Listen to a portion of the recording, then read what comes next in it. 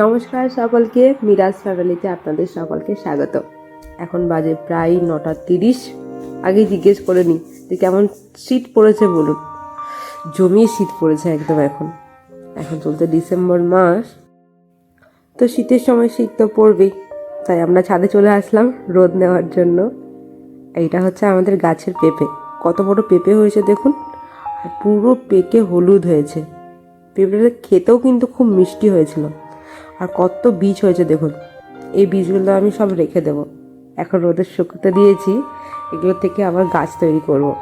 আমি আবার সবাইকে গাছ দিও, পেঁপে গাছ বা ফলের গাছ কিছু হলে যেগুলো বীজ থেকে হয় বাড়িতে তৈরি করি, সেগুলো সবাইকে দিয়ে দিই।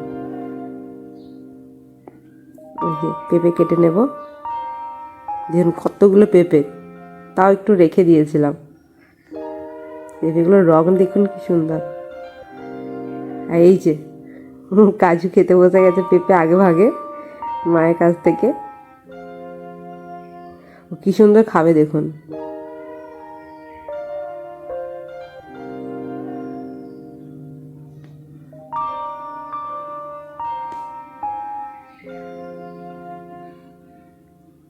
ও সব খায়, শাক সবজি ফল পাতা, এমনকি পালং শাক পর্যন্ত খাচ্ছে। এই যে রান্নাঘরে এসে গেলাম। যতই শীত বলুক, পেট তো না বলবে না, রান্না করতেই হবে। তাই বসিয়ে নিলাম রান্না।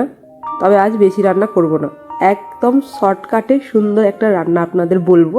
আর যে রান্নাটা মানে কি বলবো, মাছ মাংসকেও ফেল করবে সেরকম একটা রান্না। তো তার জন্য আমি জল গরম করে নিয়েছি, আর তার মধ্যে আমি দিয়ে নেব আতপ চাল। আপনারা চাইলে গোবিন্দভোগ চালও দিতে পারেন, তো আরও ভালো হবে রান্নাটা। আজ আমি রান্না করব 5 ফোড়ন মালাই রাইস। তার জন্য একটা নারকেলেরও প্রয়োজন হবে। একটা গোটা নারকেল লাগবে না, একটুই লাগবে। এই দেখছেন দুধ উতলানোর মতো এই চালটা উতলে যাচ্ছে। তো ঝটপট করে গ্যাসটা কমিয়ে নিলাম। এখন ভাতটা একটু হবে।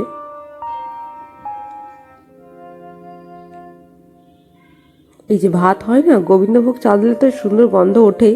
আতপ চাল দিলেও একটা সুন্দর মানে কম গন্ধ তো গোবিন্দভোগের চেয়ে, কিন্তু সুন্দর একটা গন্ধ ওঠে, পুরো ঘর মোমো করে। এই যে ভাতটা আমার হয়ে গেছে। ভাতটা কিন্তু পুরোপুরি সেদ্ধ করব না, ভাতটা হওয়ার আগেই নামিয়ে নেব।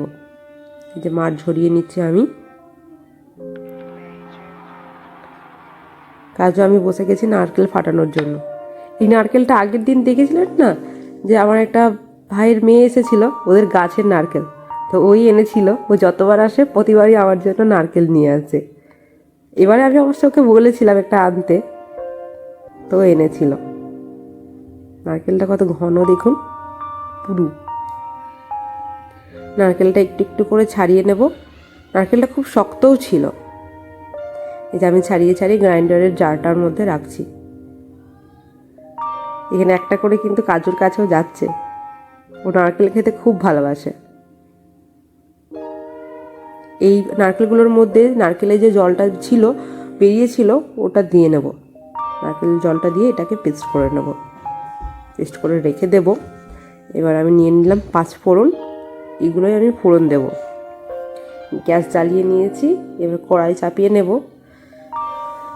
এর মধ্যে আমি ঘি দেব, ছোট চামচের 2 চামচ ঘি দিয়ে নেব।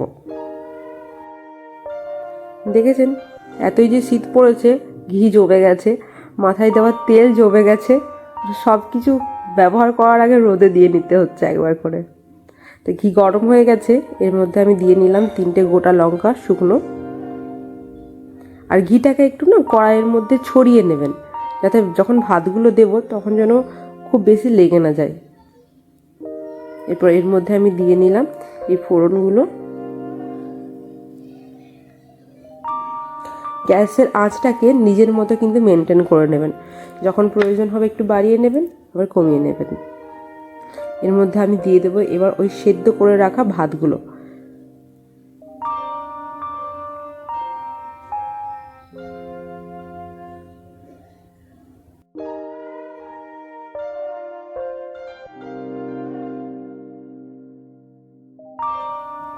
বাড়িতে যখন কোনো আত্মীয় আসে, অর্থাৎ যখন কোনো আত্মীয় বলেন যে তিনি আমিষ খান না নিরামিষ খান, তো তখন এই রান্নাটা কিন্তু করতে পারেন।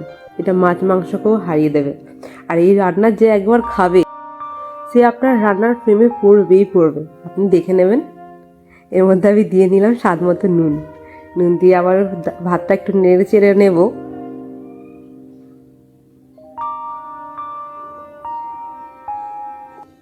এরপর আমি এর মধ্যে দিয়ে নেব যে পেস্ট করে রাখা নারকেলটা দিয়ে আবারও নেড়ে চেড়ে নেব।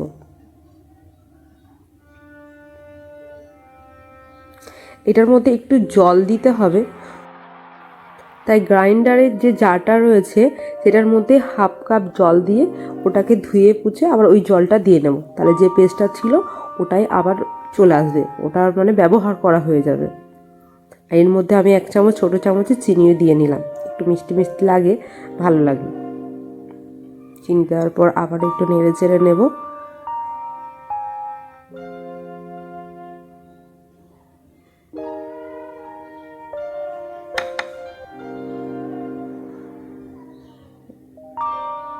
এই যে একটু ঢাকা দিয়ে রেখে দেব 2 মিনিট মতো। 2 মিনিট পর আবার ঢাকা খুলে আবার একটু নেড়ে এটাকে নামিয়ে নেব। খেতে কিন্তু দারুণ স্বাদ হয়, আপনারা একবার ট্রাই করবেন। আর যদি ট্রাই করেন তা আমাকে কিন্তু পরে জানাবেন কমেন্টে যে কেমন হয়েছিল খেতে।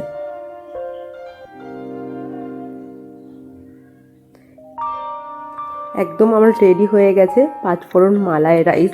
এটা আমি এবার আলুর দমের সাথে সার্ভ করব। তো যারা নিরামিষ খান বললাম আগেই, তাদেরকে আলুর দমের সাথেই দেবেন। আর নইলে আপনারা চাইলে মাংসের সাথেও আপনারা ফ্রাই করতে পারেন, ভালো হবে। এই যে দেখছেন ডিসেম্বর মাসের রাত, এখন রাত প্রায় 9টা 9:30 হবে। বাড়িতে এখন হাই স্পিড ফ্যান চলছে, তো আপনারা দেখুন দূরে কেউ বসে আছে, এটা গেস্ট করুন। চল ভিডিওটা এখানেই শেষ করলাম, দেখা হবে পরে একটা ভিডিওতে। ততক্ষণ সবাই সুস্থ থাকবেন, ভালো থাকবেন।